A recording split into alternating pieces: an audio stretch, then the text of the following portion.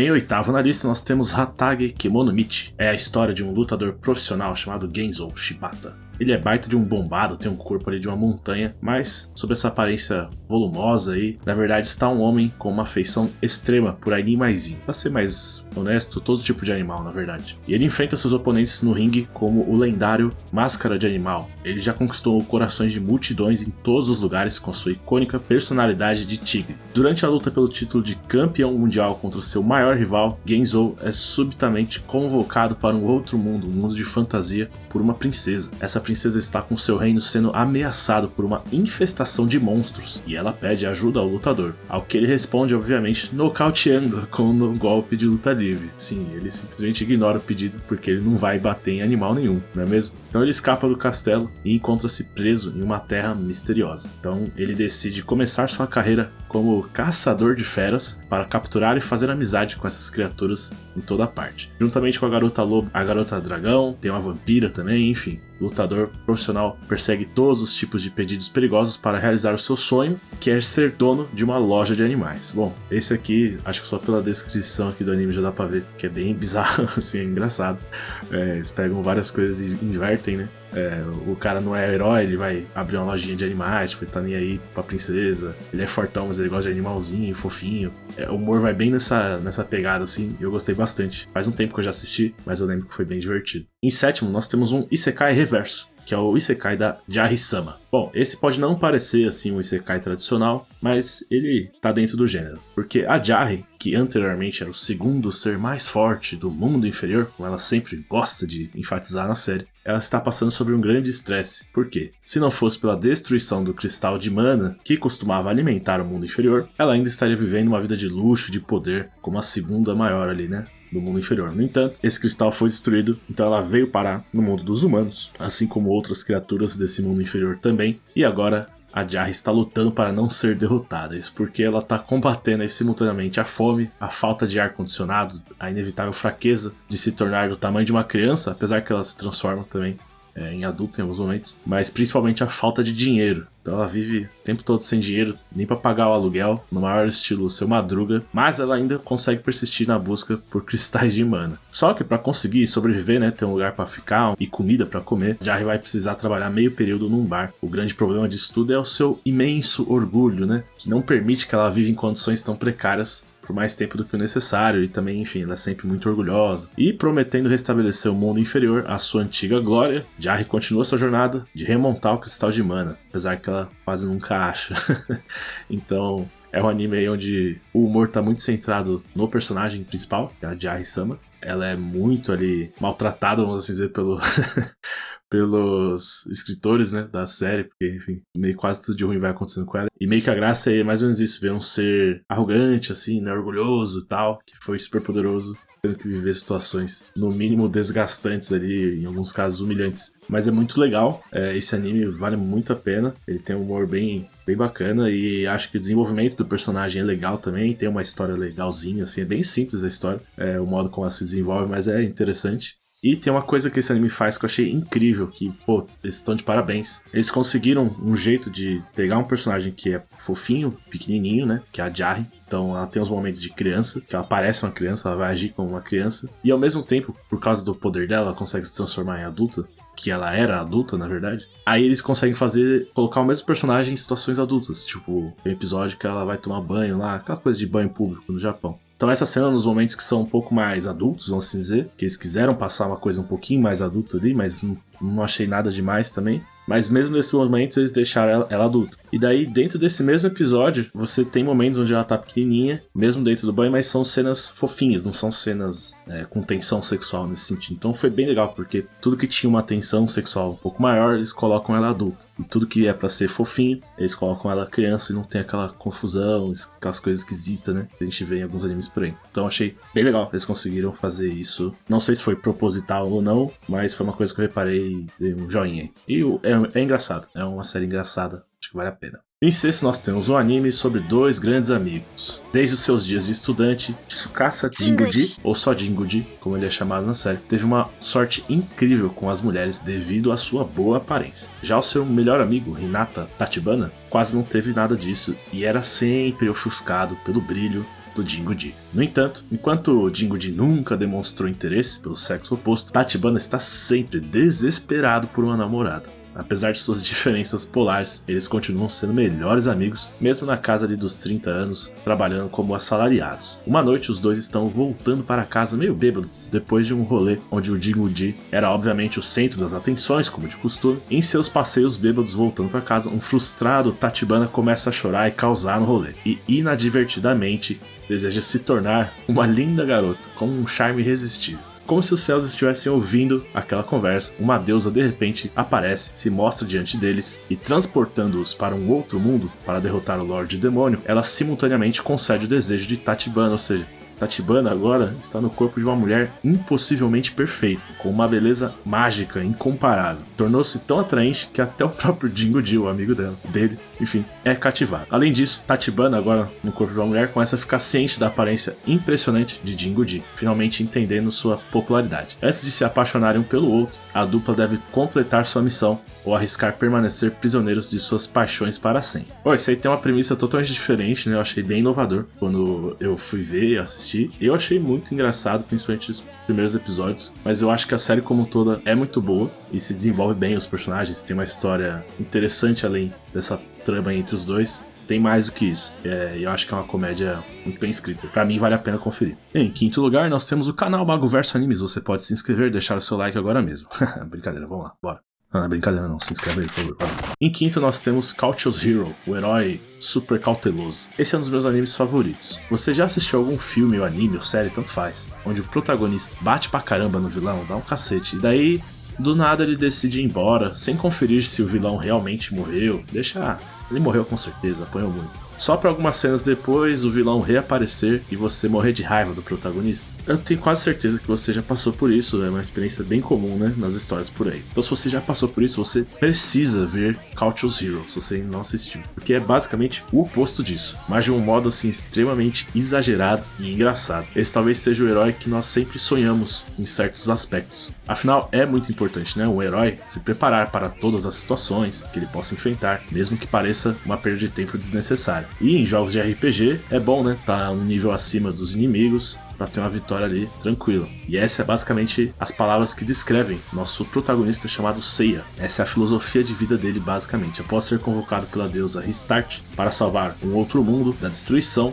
o herói se prepara para sua nobre jornada. Embora isso possa parecer normal, ele passa muito tempo treinando sozinho, apesar de já ter estatísticas bem exageradas. Ele luta contra inimigos fracos usando suas habilidades mais fortes e absurdas possíveis. É tipo como se fosse o Goku dando uma Genkidama toda vez que ele encontra tipo um inseto, tá ligado? É nesse nível assim. E ele compra quantidades excessivas de suprimentos e poções, tudo pra se manter muito seguro. Ele é extremamente cauteloso. Embora sua atitude possa parecer um pouco irritante, ao longo da história você vai perceber que ela se faz necessária e faz muito sentido. Então a interação entre ele e a deusa é hilária pra mim, sem falar que o cara é um baita de um Sigma Male aí, grind set. E sem dar spoilers, mas o final do anime é incrível. Tem uma história bem interessante e, como eu disse, no final muita coisa que ele faz ao longo da série é meio que justificada. Muitas ações dos personagens são justificáveis, então você começa a entender um pouco mais essa loucura, mas ao longo da série é muito divertido, é muito engraçado, várias coisas que acontecem. Como um Isekai de modo geral, também é um anime muito bom, vale a pena conferir. Em quarto, temos aí o Iruma-kun.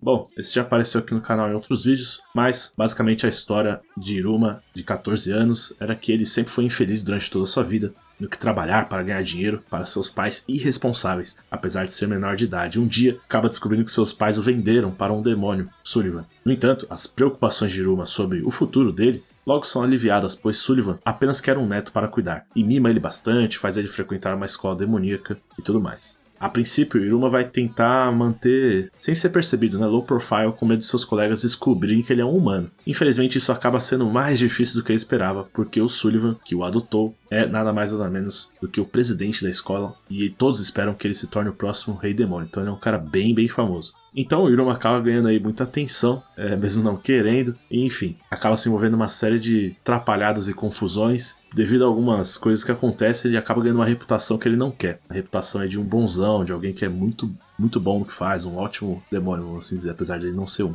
Então, por causa disso, ele é obrigado a ser envolvido aí em circunstâncias mais bizarras possíveis, mesmo sendo um humano comum sem poder. A graça aqui é exatamente essa, é que o Iruma não tem poderes iguais aos demônios, mas ele acaba se virando muito bem em várias situações, seja por sorte ou por outros fatores, ou pelo próprio jeito dele, né? É um anime de aventura, tem um pouco de romance, tem de tudo aqui, uma história bem legal, divertida, e é uma comédia, de modo geral, bastante leve, assim, tranquila. Diria até meio infantil em alguns pontos, mas não que isso seja ruim, muito pelo contrário, é muito bem feito. Então acho que vale muito a pena conferir. Eu gosto bastante, é um dos meus favoritos. Em terceiro, temos Isekai Oji-san, o tio do outro mundo, né? Esse anime aí tá super em alta agora, a galera tá falando bastante, não é à toa, o anime é muito bom mesmo. Basicamente, após o encontro fatal com um caminhão, o tio de Takafumi, que é o Yosuke Oji-san, ele fica em coma por 17 anos. Quando ele finalmente recupera a consciência, o tio começa a divagar em uma língua maluca, estrangeira, e revela que foi transportado para um mundo mágico. O seu sobrinho descarta as alegações como sem sentido, né? Não tá acreditando nele, até que ele consegue fazer um encantamento e faz um copo de água pairar no ar. Então, em um flash de brilhantismo, a dupla decide criar um canal no YouTube para mostrar as habilidades mágicas do Oji-san. Bom, a responsabilidade agora cai sobre os ombros de Takafumi, né, o sobrinho, de se familiarizar com o tio dele, com tudo que aconteceu durante sua ausência, incluindo deixá-lo atualizado com a internet, novas tecnologias e, surpreendentemente, da guerra de consoles dos anos 90, que o tio dele acabou perdendo, sendo ele aí um grande fã da SEGA. Ele vive citando jogos e consoles da SEGA. Com a sabedoria, né, do tio de suas outras experiências no outro mundo, né, eles crescem seu canal no YouTube e lidam ali com comentários de trolls e haters online, enfim. Eles têm um canal no YouTube que eles vão tocando, mas a parte mais engraçada do show, pra mim, é quando o tio começa a mostrar as aventuras dele no outro mundo pro Takafumi, né, então é como se ele sempre vai trazendo uma aventura, teve um dia que aconteceu isso comigo, aí ele vai lá e mostra, ele consegue mostrar como é que foi. E essas partes são hilárias, cara. É uma história muito engraçada. É muito legal por vários motivos o anime, mas acredito que os principais motivos sejam a comédia, que é muito boa. As piadas são muito boas mesmo. O tio, como eu falei, ele é hilário, ele tem uma personalidade hilária. As coisas que ele fez no outro mundo são, tipo, totalmente feito assim pra você dar risada mesmo. E também é legal porque é um isekai bem diferente do que a gente tá acostumado a ver. Torce um pouco o conceito de isekai que a gente tá acostumado a ver, traz de uma maneira diferente. Isso acaba trazendo um ar revigorante os isekais. Acho que vale a pena demais esse aqui, com certeza você precisa assistir. Em segundos nós temos The Dungeon of Black Company. Esse é um dos meus animes de comédia favoritos, sim, top 3. Acho muito, muito engraçado mesmo. Eu vou explicar o porquê. Mas vamos falar primeiro da série, do que ela se trata. Bom, depois de trabalhar incansavelmente em direção ao seu objetivo de um estilo de vida Nietzsche, né, que não trabalha nem estuda, basicamente o cara ele trabalhou pra caramba pra conseguir não precisar trabalhar. É o sonho de todo mundo, basicamente, né? Ele alcançou um estilo de vida de poder se aposentar, não precisar mais trabalhar e viver de uma maneira muito boa, e era um estilo de vida sustentável, tinha muito dinheiro. Então o nosso personagem aí principal, Ninomiya, finalmente alcançou seu sonho. Bem nessa hora, quando ele tá ali desfrutando desse sonho dele, olhando para o povo comum embaixo, tendo que pegar trânsito pra trabalhar, né? E obviamente ele começa ali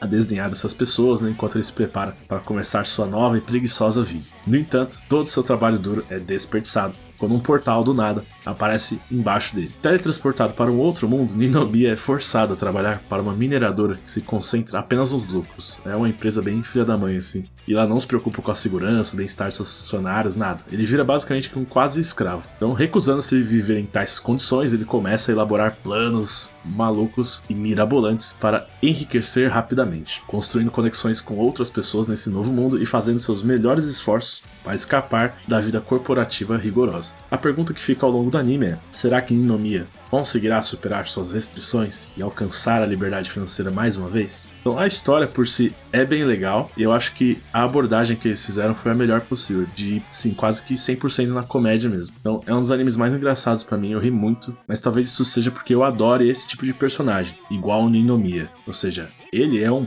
puro patife, cara, malandro, assim, egoísta, ele não tem vergonha nenhuma, é mentiroso, então é quase que basicamente a jornada de um anti-herói e não de um herói tradicional, que eu adoro também. É muito engraçado, assim, ver o jeito que ele manipula as pessoas pra conseguir os objetivos dele. O jeito meio malandrão dele, tá meio... Enfim, ele parece que dá pra confiar em vários momentos, mas esse aqui não é bem assim. De qualquer forma, essa personalidade dele leva a situações muito engraçadas. Esse anime, quando eu descobri, foi um achado. Do nada eu achei ele. Eu assisti, cara, foi bom demais, na minha opinião. É um dos melhores animes de comédia que eu já vi. Acho muito engraçado mesmo. Mas, como eu disse, talvez seja por uma questão de peculiaridade ali do personagem, que é uma coisa que eu acho muito engraçado. Mas eu acho que, de qualquer forma, no modo geral, o anime como um todo vale a pena conferir. Em primeiro, não podia deixar aqui, né, de fora, Konosuba. Bom, esse é um clássico, não podia faltar, mas caso você ainda não conheça, vamos lá, né? A história de Konosuba gira em torno de Kazuma. Depois de ter uma morte risível e patética no caminho de volta da compra de um jogo, o estudante de ensino médio e recluso Kazuma se vê sentado diante de uma bela, mas desagradável deusa chamado Aqua. Ela oferece ao nosso nerd Kazuma duas opções: continuar para o céu ou reencarnar no sonho de todo jogador, um mundo de fantasia real. Escolhendo começar uma nova vida, Kazuma é rapidamente encarregado de derrotar um rei demônio que está aterrorizando aldeias. Mas antes de ir, ele pode escolher um item de qualquer tipo para ajudá-lo em sua busca. E o herói seleciona a própria deusa Aqua. Mas Kazuma cometeu um grave erro, porque a Aqua ela é uma completa inútil. Infelizmente, seus problemas não terminam aqui. Acontece que viver em tal mundo é muito diferente de como se desenrola em um jogo. Em vez de ir em uma aventura emocionante, a dupla deve primeiro trabalhar para pagar suas despesas de vida. Bom, tem um vídeo sobre Konosuba para sair aqui no canal, analisando mais profundamente alguns detalhes do anime. Vai aparecer aí no card quando estiver pronto. Mas de modo geral, é um anime que faz paródia de outros animes isekais. Eu acho que ele é incrível, é um dos melhores isekais que existem por aí. E quanto à comédia em si, algumas piadas podem ser mais ousadas ou ofensivas para alguns, mas eu gostei bastante e de modo geral recomendo que você assista outros isekais normais antes de assistir Konosuba, caso você seja novo aí no gênero isekai. Afinal, por ser uma paródia, é melhor entender mais a fundo quais são os clichês, né? Vai fazer muita piada com isso, então tem muita coisa que só vai ser engraçado se você entender o que é um isekai padrão. Espero que você tenha gostado da lista. Comenta aí embaixo se ficou faltando algum anime, algum outro que você queira adicionar. Vou adorar ler seu comentário. Se não é inscrito ainda, considere se inscrever no Mago Verso Animes para se juntar à nossa guilda dos magos e não perder mais nenhum vídeo aqui no canal. Eu vou nessa e eu te vejo no próximo vídeo. Fui!